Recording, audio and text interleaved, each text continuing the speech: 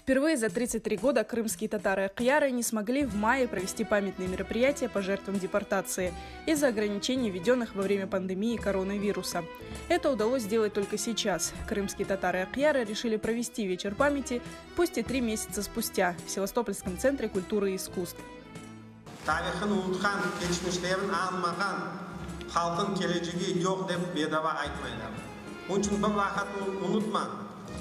Yüreğinizde tutup, kartların hürmet edip, yaşların doğru terbiyelap, birbirimize kol tutup, vatanımızın sağ soğuk yaşamağa hepimizge kısmet olsun.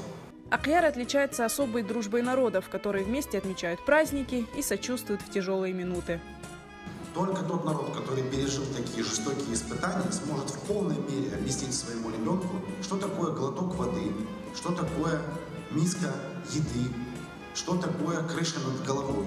Я надеюсь, что крымские татары и другие народы, которые всегда были гостеприимны к любому человеку, который приходит в их дом, передадут эти достойнейшие общечеловеческие ценности своему подрастающему поколению. На мероприятие пригласили и свидетелей депортации, которые вспоминали свою жизнь до ссылки.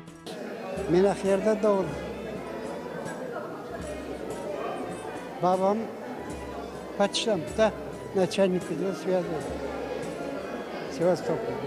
Анам главный морской Севастополь госпиталіне çalışıyor. Ахирдан biz Ақмешітке түштік, дайылардың yanında oturduk.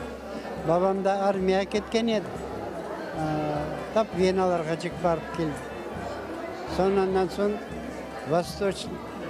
Irkutsk областьқа barıp anda da 5 yıl anda служба etti.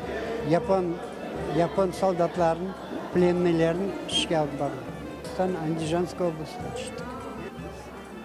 Koyum adı Karasu Bazar rayonunda Semen деген koy. Ana o yerde 80 korantaydık biz. Biz bir-birimizge üyenmeye kız tapmaydık. Hepsi tuğan bir-birine. Komşu koylardan alaydık.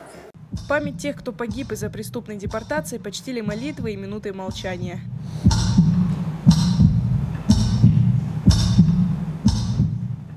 Бахчисарайский ансамбль «Эбедиет» выступил для гостей мероприятия с патриотическими песнями.